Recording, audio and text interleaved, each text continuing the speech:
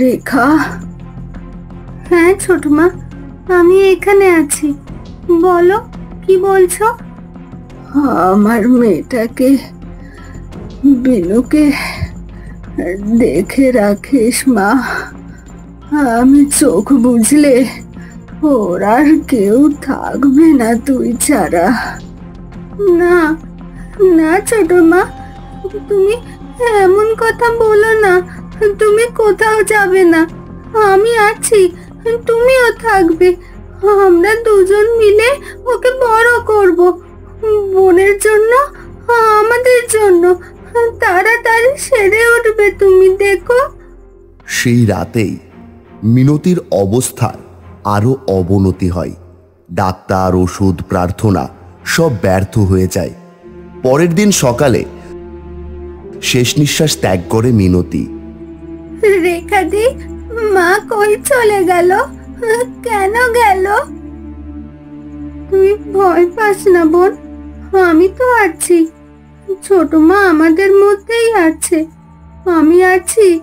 আমি তোকে ছেড়ে কোথাও যাব না, কখনো না।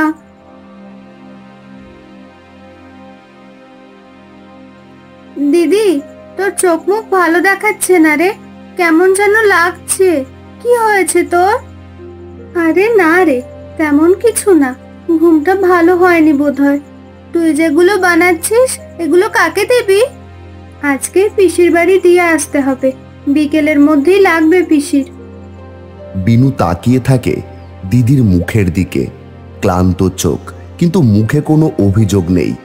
তোর তো মনে হচ্ছে শরীর ভালো নেই, তুই এখন বিশ্রাম নে, আমি দিয়ে আসবো দিদি। না না, তুই এসব করতে যাবি না, স্কুলে যা, ঠিক মতো পড়াশোনা কর। তোকে পড়ানোর জন্যই তো এইসব করছি আমি। তুই চিন্তা করিস না, আমি দিয়ে আসবো, তারপর সোজা স্কুলে চলে যাব, দেরি হবে না। আর শোন, আমি রান্নাও করে রেখেছি, তুই খেয়ে নিস। এত পাকামো করতে কে বলেছে তোকে? কেউ বলেনি, নিজে থেকেই করেছি। এবার দে তো জিনিসগুলো। ঠিক আছে, কিন্তু টিফিন নিয়ে এসিস তো? আরে একদম ভুলে গেছি। বিনু এগিয়ে চলে পিসির বাড়ির দিকে। মাথায় সূর্যের আলো পড়েছে, পথে গাছের ছায়া। হঠাৎ অর্ধেক পথ পেরোতেই বিনুর কানে আসে এক বুড়ির উঁচু কাশির শব্দ। বিনু সেটা শোনার পর খেয়াল করলো একটা বড় বটগাছের নিচে একটা বুড়ি বসে আছে। তাকে দেখে বেশ বিধ্বস্ত, ক্ষুধার্ত মনে হচ্ছে। ঠাম্মি, তোমার কি হয়েছে? তুই কে মা? আমি তো অনেক দিন ঠিক মতো খাইনি, শরীরটাই কেমন যেন ভেঙে গেছে। এই নাও ঠাম্মি, এটা খেয়ে নাও। এটা তো তোমার মা, তুমি কি খাবে? তাতে কি হয়েছে, আমি তো রোজ খাই, তুমি আজ খাও না হয়, তাতে আমার ভালো লাগবে। খেয়ে নাও তুমি, কেমন? বুড়ি কাপা হাতে খাবার নেন, চোখে জল চলে আসে।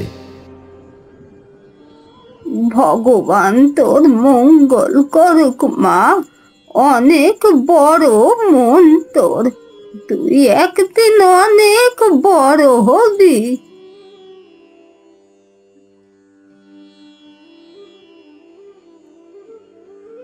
যেখানে একটু আগেও তো ওই বুড়ি বসেছিল, সেখানে এখন শূন্যতা। একটা শুকনো পাতাও নড়ে না। বুড়ি যেন হাওয়ার মতো উধাও হয়ে গেছে। বিনু স্তব্ধ হয়ে দাঁড়িয়ে থাকে, চোখে বিস্ময়। হঠাৎ যেন কেমন একটা শিহরণ বয়ে যায় তার শরীরে। তোর দিদির বানানো কয়েকটা জিনিসের জন্য আমি কবে থেকে বলে আসছি রে মা, কিন্তু জানিস সে কিছুতেই দিতে চায় না। দিচ্ছে না মানে?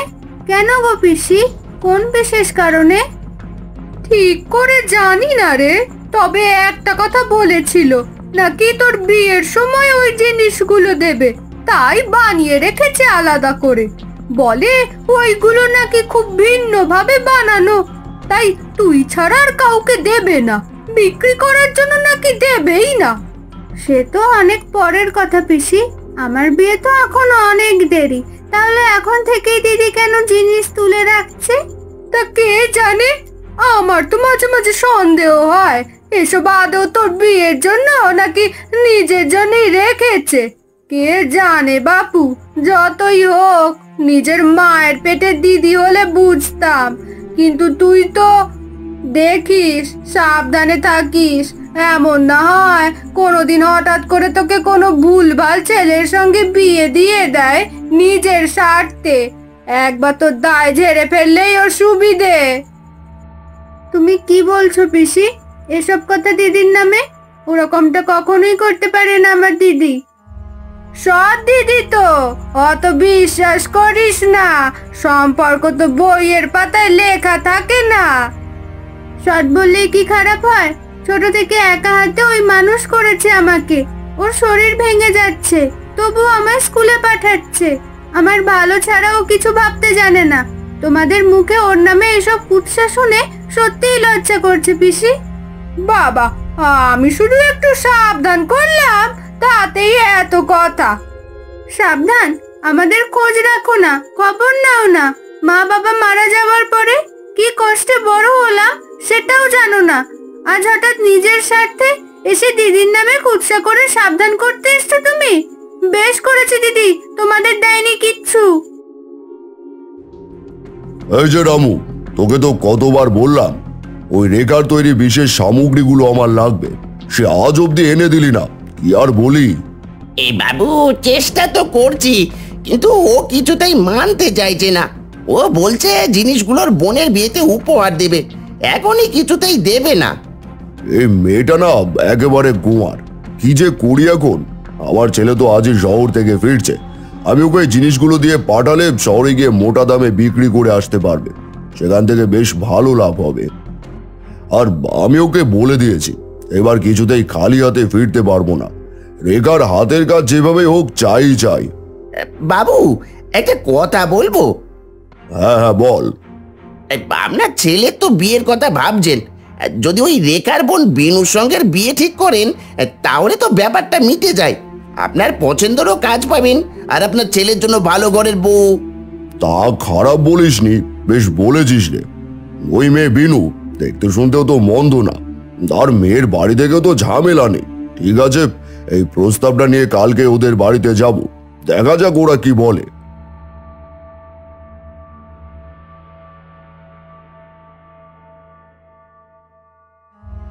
হুকি, বাইরে কে আছে? রেখা, একটা কথা ছিল, বাইরে আয় তো। কাকা, আপনি এখানে? বলুন, কি দরকার? আজ এসেছি তোদের জন্য একটা সুসংবাদ নিয়ে। ভাবছি তোর বোন বিনুর জন্য একটা ভালো পাত্র দেখে ফেলেছি। কোন পাত্র? আমার ছেলে শহরে চাকরি করে, শিক্ষিত, গড়নও ভালো, তুই তো জানিসই। আপনার ছেলে? হ্যাঁ। আমি বিয়ে করব, তবে দিদি তুই কিন্তু তোর বানানো হাতের জিনিসগুলো একদম আমাকে দিবি না, আর দিলেও আমি নেব না। বড়রা ভালোবেসে কিছু দিলে সেটা নিতে হয় মা, আর তুমি নেবে না কেন? এই জিনিসগুলোর জন্যই তো। কি? না মানে দিদি তো ওগুলো তোমার জন্যই বানিয়েছে, তাই বলছি। আপনি আমার সাথে আপনার ছেলের বিয়ের প্রস্তাব নিয়ে আসেননি এখানে, বরং লোভ নিয়ে এসেছেন। দিদি, তুই দেখলি তো এরা কি রকম? বাবু, আপনি নিজের স্বার্থে আর লোভের জন্য আমার বোনকে বিয়ে দিতে চান আপনার ছেলের সাথে। আপনি এতটা নীচ হবেন সেটা আমি কখনো ভাবিনি। কি বললি? তুই কোন সাহসে এমন কথা বলিস? আপনি বিয়ের নাম করে ব্যবসার কথা ভাবছেন, আমি বললেই দোষ হয়ে গেল? আমার বোন কোনো জিনিস না যে তার বিনিময়ে আপনি লাভ তুলবেন। এত বড় বড় কথা বলছিস তুই? ভুলে যাস না আমি এই গ্রামের জমিদার। তোদের এক ঘরে না করা অব্দি আমার শান্তি নেই, এই বলে গেলাম, তৈরি থাকিস। আমরা গরিব হতে পারি, কিন্তু আমাদের আত্মসম্মান আছে। আপনি যা খুশি করুন, বিনুর জীবন আমি এভাবে বিকোতে দেব না। বাবা, গ্রামের এক সাধারণ মেয়ের কাছ থেকে তুমি কয়েকটা হাতের কাজ উদ্ধার করতে পারছো না? এই তোমার সামর্থ্য? আরে বার বলিস না, আমি কম চেষ্টা করিনি। আর তার জন্য তোদের বিয়েরও প্রস্তাব দিলাম, কিন্তু সে কিছুতে রাজি হলো না। সেই বিনু মেয়েটা এত জেদি যে কি বলবো, এত চালাক, ঠিক ধরে ফেলেছিল আমার উদ্দেশ্য আছে। উফ বাবা, তোমার দ্বারা সত্যি কিছু হবে না, আমাকে কিছু একটা করতে হবে। তুই আবার কি করবি রে? আমি দেখ না কি করি, এমন অবস্থা করব যে নিজেরাও বুঝতে পারবে যে ঠিক কি ভুলটা করলো। কি আর করব, ওই বিনুকে বিয়ে করব, তারপর শহরে নিয়ে গিয়ে একা ছেড়ে দেব, তারপর নিজেরটা নিজে বুঝে যাবে, আর আমি আবার বিয়ে করব। কিন্তু ওরা তো তোকে চেনে না রে বাবা, আমি তো বললাম, বলে দিয়েছে এই বিয়ে হবে না। হ্যাঁ, ওরা আমাকে চেনে, কিন্তু রাঘবকে তো চেনে না। রাঘব? সে আবার কে রে? আমার ছদ্মবেশে গিয়ে ওদের বোকা বানিয়ে ওই বিনুকে বিয়ে করে আনবো, তারপর সবকিছু আমার হাতে থাকবে। বাবা বাবা, বেশ ভালো বুদ্ধি বানিয়েছিস তো, আমার ছেলে বলে কথা। ঠিক আছে, এবার দেখি কে যেতে। কে রে, এরকম মন মরা হয়ে বসে আছিস কেন এখানে মা?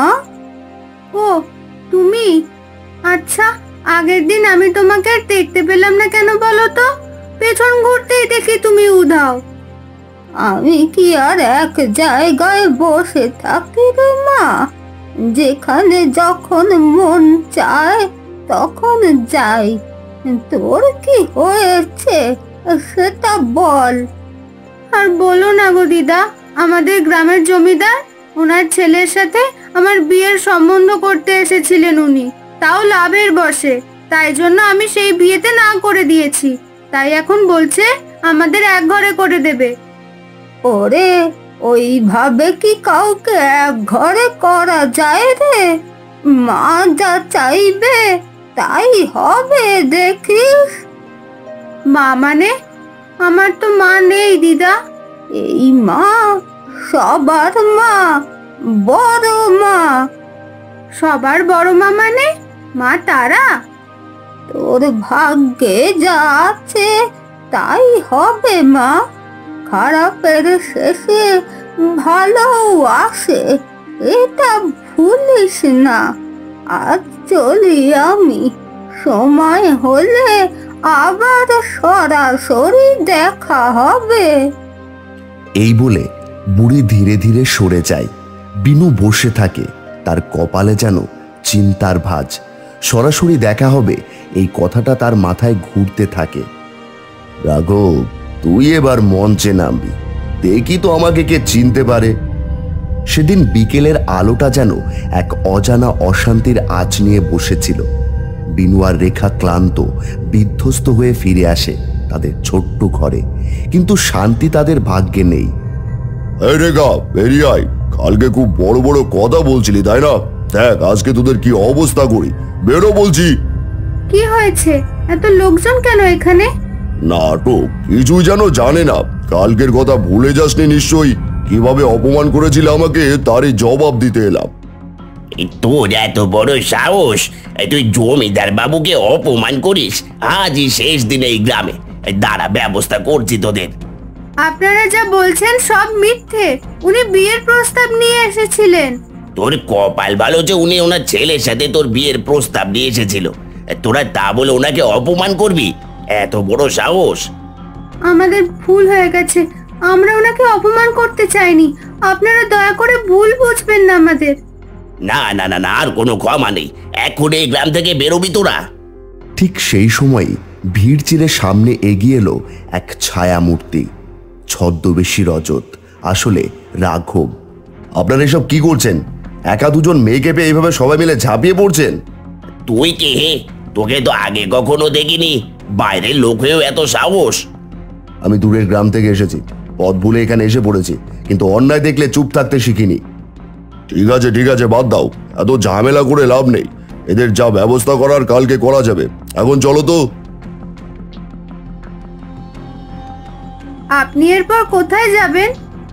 আমি তো এখানে কিছুই চিনি না, আসলে একদিন হয়ে গেল কিছু খাইনি, খিদেও পেয়েছে খুব।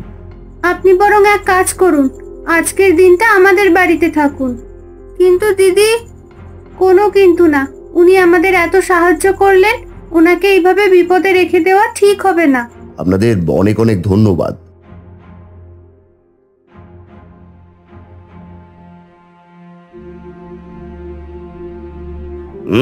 জি জি জি জি জি জি, একটা বাইরের ছেলে কিনা বিনুদের বাড়িতে ঢুকে রাত কাটালো। বুঝতেই তো পারছো এরা কেমন। কি ছেলে মেয়ে একসঙ্গে আছে? নির্ঘাত সম্পর্ক আছে, বিয়ে দিতে হবে, নইলে আমাদের গ্রামের মান সম্মান সব নষ্ট হয়ে যাবে। এই বাইরে বেরো তোরা। অনেক ঝামেলা অশান্তির পর ঠিক হলো যে রাঘবের সাথে বিনুর বিয়ে হবে। ছেলেটা খারাপ নয় বনু, তুই বরং ওকেই বিয়ে করে নে, অন্তত এই জমিদার মশাইয়ের ছেলের থেকে ভালো। কিন্তু এরকম দুদিনের চেনা একজনের সাথে বিয়ে করতে যে আমার মন সায় দিচ্ছে না দিদি। সন্ধ্যা নামলো, তারা মন্দিরে বিয়ের প্রস্তুতি চলছে, প্রদীপ জ্বলছে, ফুল ছড়ানো সবাই জড়ো হয়েছে। রাঘবের চোখে অদ্ভুত দীপ্তি, আর জমিদার দূরে দাঁড়িয়ে অদ্ভুত হাসি হাসছে। আর কিছুক্ষণের ব্যাপার, তারপর। কিন্তু বিনু, সে এক কোণে দাঁড়িয়ে আছে, কোণে সাজে মনে মনে বলে যাচ্ছে, মা তারা, মা তারা, আমাদের রক্ষা করো, মা কিছু একটা করো। পুরোহিত মন্ত্র পড়ছে। হঠাৎ এক ঝটকায় বাতাসের গতি বেড়ে যায়, দ্বীপের শিখা দিক বদল করে, ফুল ছড়িয়ে পড়ে, মন্দিরের ঘণ্টার শব্দ অদ্ভুতভাবে বিকৃত হতে থাকে। কি হচ্ছে? বাতাস এভাবে বইছে কেন? মন্দিরের ছাদ থেকে প্রাচীন কঙ্কাল আকৃতির এক পোড়া মূর্তি, যা যুগের পর যুগ ঝুলেছিল, আচমকা ভেঙে পড়ল মন্ত্রপাঠের মাঝখানে। সেটি ঠিক রাঘবের মাথার উপর পড়ার কথা, কিন্তু বাতাসের ঝাপটায় সেটা ঘুরে এসে আছড়ে পড়ল মণ্ডপের মাঝখানে। না না, এই বিয়ে আমি দিতে পারবো না। এই বিয়েতে নির্ঘাত কোনো ভুল আছে, মা রুষ্ট হয়েছেন। ওরে বাবা, কি ভয়ঙ্কর দেবীর রোষ! না না না না না, এই বিয়ে বন্ধ হোক, তাড়াতাড়ি বন্ধ হোক। কি, এটা তো সেই জমিদারের ছেলে।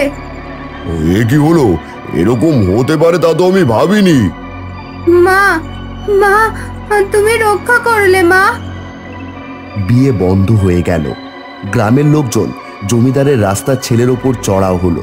মিথ্যে ছদ্মবেশে বিয়ে করতে চাওয়ার জন্য তাদের শাস্তির দাবি করল। গ্রামের এক প্রান্তে ছিল রঘু আর মিনতির বাড়ি।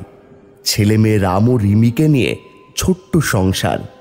মিনতি প্রতিদিন ভোরবেলা উঠে মা কালীকে পুজো দিত, আর পুজোর ফুল ছুঁয়ে দিত রাম আর রিমির কপালে। মা কালী ছিল তার পরম বিশ্বাসের জায়গা। সে বলতো, মা, আমার ছেলে মেয়েকে চোখে চোখে রেখো, তাদের যে দুটো মা, তুমিও মা আমাকে যেমন আগলে রেখেছো, ওদেরকেও সেভাবে আগলে রেখো। মা গো মা, আমার ছেলে মেয়ের জীবন আনন্দে ভরে উঠুক তোমার আশীর্বাদে। পুজো শেষে মিনতি সেই ফুল ছুঁয়ে দিল রিমির মাথায়। মা, মা তুমি কালিমাকে এত ভালোবাসো কিভাবে? তাকে তো চোখেও দেখা যায় না, তাহলে? ভালোবাসলে বুঝবি রে, মা শুধু মূর্তি না, মা তো সব সময় পাশে থাকে, তার জন্য চোখে দেখার প্রয়োজন পড়ে না আলাদা করে, বুঝলি? আর আজকে বিকালে আমি আর তোর বাবা নদীর ওপারের গ্রামে যাব। তুই আর দাদা একসাথে বাড়িতে থাকবি, একদম দুষ্টুমি করবি না, বুঝলি? আচ্ছা মা, মনে থাকবে আমার। মিনতি আর রঘু গিয়ে পুজো দিল মন্দিরে। বাড়িতে সব সময় তোমার কাছে যেই প্রার্থনা করি, এখনো তাই করছি। আমার ছেলে মেয়েকে ভালো রেখো মা। কি গো, তোমার প্রণাম সারা হলো? নৌকা যে ছেড়ে দেবে, এবার চলো, মেঘ গড়ে আসছে, আকাশে বৃষ্টি আসার আগে তো পৌঁছতে হবে নাকি? তারপর তারা নৌকায় চেপে বসলো এবং সাথে সাথে নৌকাও ছেড়ে দিল। অন্যদিকে মুষলধারে বৃষ্টি আর ঝড় শুরু হলো। এই ঝড় হচ্ছে বাবু, জলও বেড়ে যাচ্ছে নদীর জোয়ারের জন্য, নৌকা উল্টে যেতে পারে যখন তখন, সবাই সাবধানে বসুন আপনারা। হে মা কালী, তুমি তো জানো তোমার পুজো দিতেই এসেছিলাম, তবুও যদি মৃত্যু হয় আমি মেনে নিলাম মা, কিন্তু আমার রাম আর রিমিটাকে তোমার ভরসায় রেখে গেলাম, তুমি ওদের চোখে জল আসতে দিও না মা। পরদিন সকালে নদীর ওপর ভেসে ওঠে 4টে দেহ। তার মধ্যে 2টো দেহ, একটা রঘুর আর একটা মিনতির। গ্রামবাসীরা দেখে স্তব্ধ। মা, মা কোথায় গেলে? মা ফিরবে না?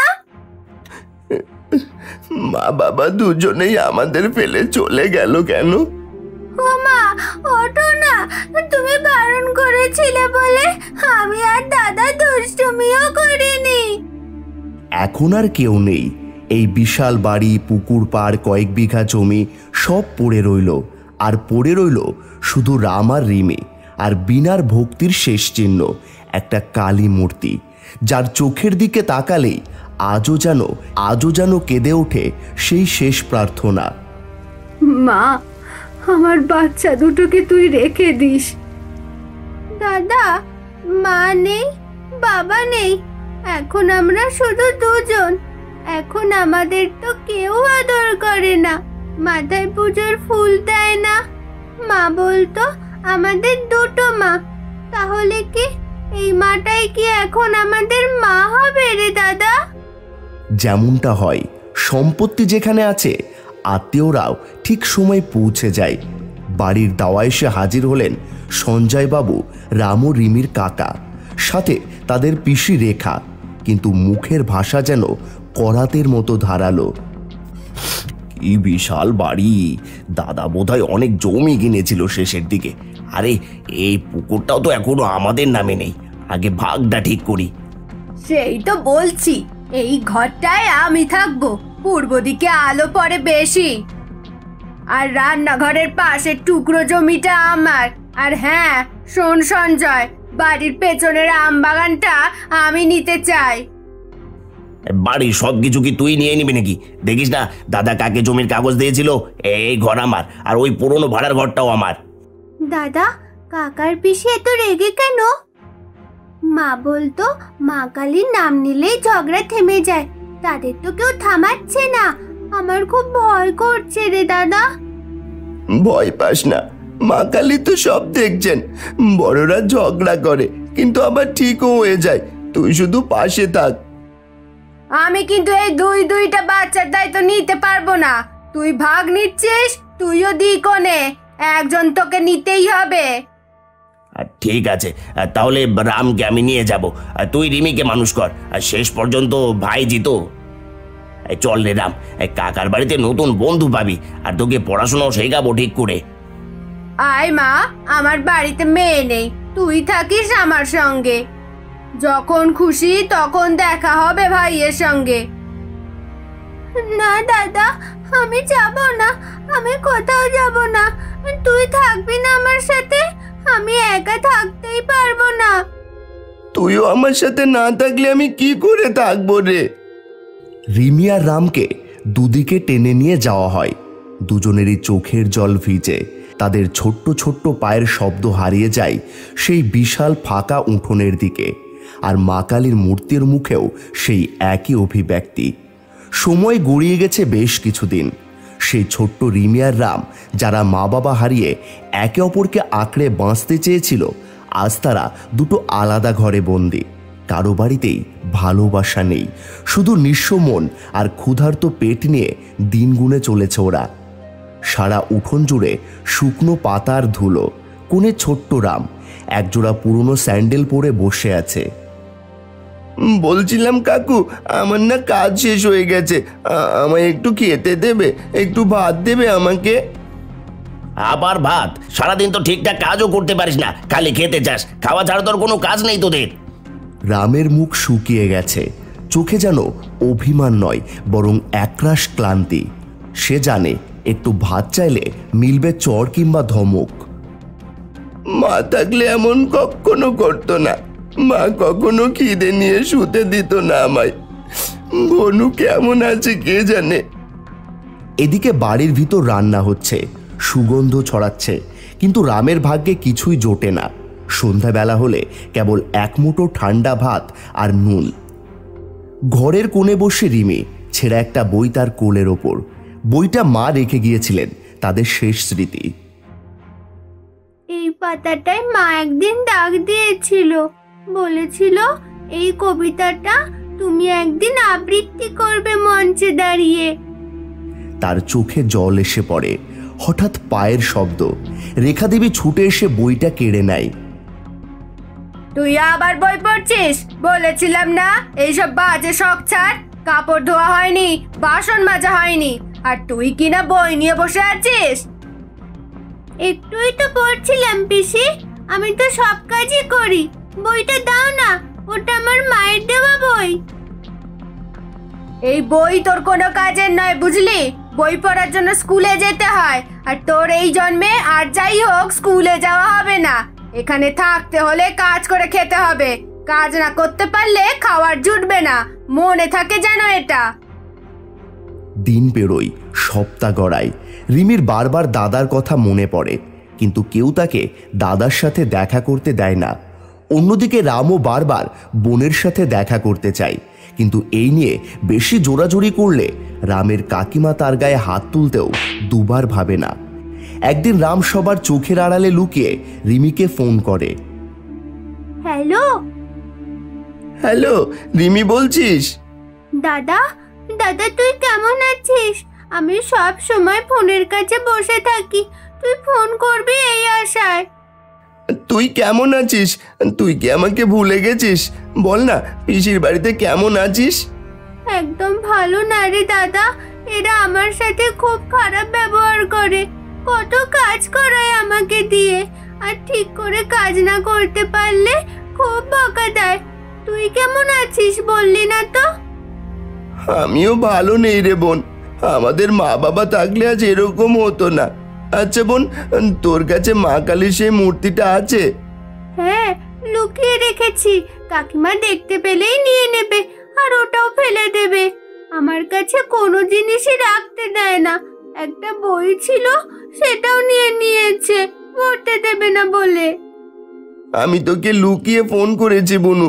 শোন, অনেকদিন তোকে দেখিনি, খুব দেখতে ইচ্ছে করছে তোকে। আমারও, কিন্তু মাঝখানে যে নদী, কিভাবে দেখা করব? এই শোন না, আজ দেখা করে আমরা বরং অনেক দূরে চলে যাব, যাতে কেউ আমাদের ধরে এনে আবার জোর করে এই সমস্ত কাজ না করাতে পারে। আর হ্যাঁ, কিছু হোক না হোক মা কালীর মূর্তিটা নিয়ে বেরোবি, লুকিয়ে হলেও নিয়ে আসবে, বুঝলি? বেরিয়ে কোথায় দাঁড়াবো রে দাদা? তুই বরং নদীর পাড়ে দাঁড়া, আমি এই পাড়ে যাচ্ছি। এখন বেরোলে সবার চোখে পড়বে, তাই সন্ধেবেলা সবাই যখন ব্যস্ত থাকবে তখন বেরোবো। এখন আমি রাখছি, বুঝলি? রাম কথাটা শেষ করতে না করতেই বাইরে থেকে হুড়মুড়িয়ে ঘরে ঢুকে আসলো সঞ্জয় বাবু। কিরে, এই তোর হাতে ফোন? কার সাথে ফোনে কথা বলছিস? কই কাকু, কেউ না, এমনি দেখছিলাম ফোনটা। একদম মিথ্যে কথা বলবি না, সত্যি করে বল কিন্তু। আসলে বোনের ফোনের অপেক্ষা করছিলাম, যদি বোন ফোন করে। তোর বোন ওখানে ভালোই আছে, তোকে আর মনে পড়ে না, তাই এইখানে দাঁড়িয়ে সময় নষ্ট না করে কাজ কর, যা এখান থেকে সর বলছি। কি হলো, যা বলছি। রাম তারপর ওখান থেকে চলে গেল, আর মনে মনে সন্ধ্যা হওয়ার জন্য অপেক্ষা করতে থাকলো। অন্যদিকে রিমি কোনো কিছু না পারলেও মা কালীর মূর্তিটাকে নিজের সঙ্গে নিয়ে নিল, তার মায়ের শেষ স্মৃতি হিসেবে। দুপুর গড়িয়ে বিকেল গড়িয়ে সন্ধে হলো, সবাই গল্প করতে ব্যস্ত। এই সুযোগে রিমি চুপি চুপি ঘর থেকে বেরিয়ে এলো। অন্যদিকে রামও সবাই না থাকার সুযোগে পা টিপে টিপে ঘর থেকে বেরিয়ে এলো। নদীর ধারে তো চলে এলাম, কিন্তু দাদা এখান অব্দি আসবে কিভাবে? বেশ অনেকক্ষণ দাঁড়ানোর পর রিমি খেয়াল করলো দূরে নদী থেকে কিছু একটা ভেসে আসছে। সে বুঝতে পারলেও সেটা আর কেউ না, তার দাদা রাম। রামকে ওভাবে নদীর জলে ভাসতে দেখে রিমি প্রচন্ড ভয় পেয়ে যায়। দাদা, দাদা, দাদা কি ডুবে গেছিল? ও তো সাঁতারও জানে না, তাহলে কিভাবে আসছে? না, দাদার কষ্ট হচ্ছে, আমি বরং দাদার কাছে যাই। এই বলে রিমি জলে ঝাঁপ দিতে যাবে, এমন সময় কোনো এক অদৃশ্য শক্তি যেন তাকে আটকে নিল। সে চেয়েও যেন জলে ঝাঁপ দিতে পারল না। কে ধরলে আমাকে? আমাকে ছাড়ো, আমি দাদার কাছে যাব, ছেড়ে দাও বলছি। রিমি তার পেছন ঘুরে দেখে পেছনে কেউ নেই। এর মধ্যে রামও এসে নদীর এপারে পৌঁছায়। রামকে দেখে রিমি জড়িয়ে ধরে। দাদা, তুই ঠিক আছিস তো? হ্যাঁ রে বনু, আমি ঠিক আছি। আচ্ছা দাদা, তুই তো সাঁতারও জানিস না, সেখানে তুই এই নদীতে নামলি কি করে, আর এখান অব্দি এলি বা কি করে? আমি নিজেও সেটা বুঝতে পারছি না রে বোন। আমার মনে হলো কেউ যেন আমাকে নদীর ওপর দিয়ে ভাসিয়ে নিয়ে যাচ্ছে। সেই ভরসাতেই আমি এখানে চলে এলাম। জানিস দাদা, আমি না এই নদীতে লাফ মারতে যাচ্ছিলাম তোর কাছে যাব বলে, আমাকেও কেউ যেন আটকে দিল। কিন্তু এখানে দেখ, তুই আমি ছাড়া আর কেউ নেই। মনে হয় আমাদের বাবা মা এসেছে, তারাই আমাদের বাঁচালো রে বুনু। কতদিন দেখিনি তোকে, চোখ মুখ কেমন যেন হয়ে গেছে তোর। আমি আর পারছি না রে দাদা, বেশি বই ছুটে দেয় না, সারা দিন কাজ করায়, খেতে দেয় না ঠিক মতো। আমারও অবস্থা তেমনই। কাকা বাজারে কাটাই, একবেলা খেতে দেয় আর বাড়িতে কাজ করাই কাকিমা। আমি আর ওখানে ফিরবো না। চল না বোন, আমরা দুজন বরং পালাই। এই বলে তারা নদীর পাড় ছেড়ে জঙ্গলের পাশ ধরে হাঁটতে থাকে। কোথায় যাবে সেটা তারা জানে না, তবুও হাঁটতে থাকে। হাঁটতে হাঁটতে পৌঁছায় একটা মন্দিরের কাছে। এমন সময় হঠাৎ করে চারপাশে ছায়া ঘনিয়ে আসে। সেই মুহূর্তে এক বিকট আওয়াজ, যেন লোহা ঘষার শব্দ।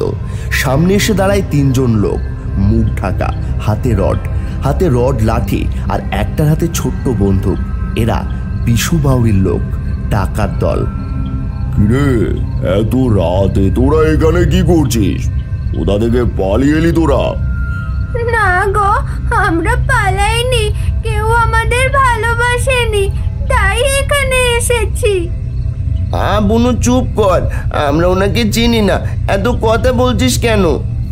এই তাই বুঝি? কেউ ভালোবাসেনি? কোনো ব্যাপার না, আমরা ভালোবাসবো। তো চলো চলো, আমাদের সাথে তোমরা দুজন চলো দেখি। না, আমরা কোথাও যাব না তোমাদের সাথে। দেখো, আমাদের সাথে না গেলেও তোমরা এই রাতে কোথায় যাবে বলো? এই জঙ্গলে তো পদে পদে বিপদ, কত হিংস্র পশু ঘুরে বেড়াচ্ছে জানো? আমাদের কোনো বিপদ হবে না, আমাদের কাছে মা কালী আছে, তাই আমরা কাউকে ভয় পাই না। তেমন হলে এই মন্দিরে রাতে থেকে যাব, তাও তোমাদের সাথে যাব না। মা কালী? এখানে মা কালী কোথায়? এখন শুধু আমরা তোরা। এই হারি মন্দির, আর আর রাতে মন্দির যে বন্ধ থাকবে, থাকবে কোথায়? ওরে, আমরাও মা কালীর ভক্ত, তাই জন্যই তো বলছি আমাদের সাথে চল। আর তুই না যাস, তোর বোনকে যেতে দে। না, কখনো না। আরে ওর সাথে তো ফালতু কথা বলিস না, তার চেয়ে বরং ওকে নিয়ে চল। দাদা, আমাকে বাঁচা দাদা। তারপর তারা কোনো কথা না শুনে রিমিকে টানতে টানতে নিয়ে যায়। ঠিক তখনই আকাশ চিরে বজ্রপাত হয়, চারপাশ থেমে যায়। একটা গা শিউড়ে ওঠা গর্জন হয়, যেন আকাশ কেঁপে ওঠে। বিশাল এক আলো ঝলকে ওঠে। আগুনের ধোঁয়ার ভেতর থেকে ধীরে ধীরে বেরিয়ে আসেন মা কালী। চোখে আগুন, হাতে খড়গ, জিভ বের করা, মাথায় খুলি, চারপাশে গন্ধ, ধূপ, রক্ত আর ভক্তি। যেন কোনো অদৃশ্য শক্তি বিস্ফোরণের মতো নেমে এলো। মায়ের চোখে ছিল ক্রোধ আর মুখে ছিল রক্ষার প্রতিজ্ঞা। যারা আমার সন্তানদের চোখে জল এনে দেয়, তাদের জন্য আমি করুণার দরজা বন্ধ করে দিই। মারে, তুই এতদিনে আমাকে দর্শন দিলি মা। আমার এতদিনের সাধনা আজ সত্যি হলো রে মা। আজ তোদের পতনের দিন, তাই সাধনা পূরণ হয়েছে। সেটা না ভেবে নিজেদের পতনের কথা ভাব। মা, তুমি এসেছো? তুমি তার মানে সত্যিই আছো?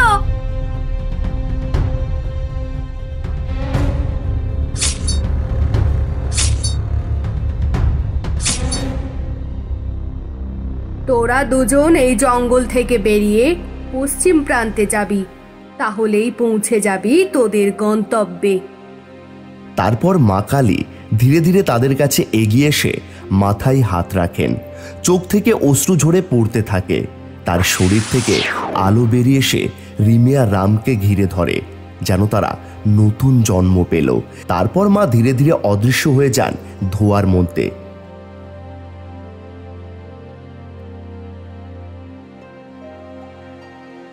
সেদিন মা কালী তাদের নতুন পথ দেখিয়ে দিলেন। সেদিন সারা রাত হেঁটে বন পেরিয়ে তারা এসে পৌঁছায় এক ছোট্ট শিব মন্দিরে।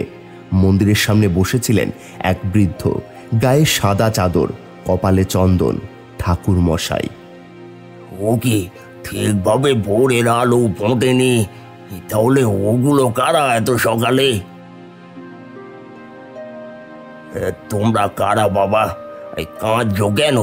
আর এত ভোরে এখানে কোথা থেকে এলে? আমি রাম, আর ও আমার বোন রিমি। সে না হয় বুঝলাম, কিন্তু তোমাদের বাবা মা কোথায়? নেই, আমাদের বাবা মা নেই, শুধু বড় মা আছে। আসলে আমাদের বাবা মা মারা গেছে। কাকু কাকিমার সাথে থাকতাম, আর বোনকে পিসিরা নিয়ে গেছিল। কিন্তু আমরা দুজন একসাথে থাকতে চাই, আর ওরা প্রচুর কাজ করায় আমাদের দিয়ে, আমাদের পড়াশুনো করতে দেয় না। তাই আমরা ওখান থেকে পালিয়ে এসেছি। তাহলে তিনিই বা কোথায়? এত ভোরে তোমাদের একা ছেড়ে দিয়েছে?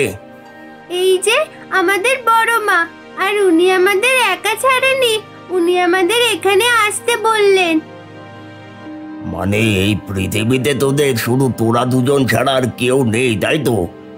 হ্যাঁ, আমার জন্য বোন আছে, আর বোনের জন্য আমি। আমাদের দুজনের জন্য আমাদের বড় মা আছে। বলছিলাম, তুমি কি মন্দিরে আমাদের একটু থাকতে দেবে? আমি এই মন্দিরে থাকতে দেওয়ার কেউ নই। আমি এই মন্দিরে ঠাকুর মশাই। দিনে দুবেলা এখানে পুজো করতে আসি, তার বিনিময়ে টাকা পাই। তাহলে এমন কাউকে চেনো না যে আমাকে থাকতে দিতে পারবে? আমরা সব কাজ করে দেব, আগেও তো অনেক কাজ করেছি। শুধু আমরা একসাথে থাকতে চাই। কেউ আমাদের থাকতে দেবে না বলো? তোদের কোনো থাকার জায়গা খুঁজতে হবে না, কারণ তোরা আজ থেকে আমার সন্তান। আমার ঘর আলো করে থাক তোরা। আমার কোনো ছেলে মেয়ে নেই, তাই আমার স্ত্রী সব সময় ছেলে মেয়ে খোঁজে। তোরা আমার সাথে গেলে সেও বড় খুশি হবে। তোদের কোনো কাজ করতে হবে না। প্রতিদিন পড়ে আমার সাথে মন্দিরে আসবি, আর তোদের বড় মায়ের সাথে দেখা করবি, আর পড়াশোনা করে অনেক বড় হবি। থাকবি তো আমাদের সাথে? হ্যাঁ, আমরা রাজি তোমার সাথে থাকতে। আমাদেরও তোমাকে খুব খুব খুব ভালো লেগেছে। বেশ, তাহলে আগে চল মন্দিরের নিত্য পুজোটা সেরে নি, তারপর আমরা বাড়ি যাব, বুঝলি? আচ্ছা, বেশ। তারপর তারা দুজনে গিয়ে মন্দিরের ভেতরে বসে। রিমি মা কালীর মূর্তিটা রাখে মন্দিরের ভেতর এবং শিব ঠাকুরের দিকে তাকিয়ে করজোড়ে চোখ বন্ধ করে দুজন প্রণাম করে। এইরকম মুহূর্তে মা কালীর মূর্তিটা হঠাৎ যেন উজ্জ্বল হয়ে ওঠে কিছুক্ষণের জন্য। মা কালী তাদের জীবন শুধু রক্ষা করলেন না, নতুন জীবন দিলেন। আর সেই রাত থেকে রিমি আর রাম প্রতিদিন সন্ধ্যায় প্রদীপ জ্বালিয়ে মাকে ডাকে। আর সেদিন থেকেই তারা মা কালীকে তাদের বড়মা রূপে মেনে নেয়।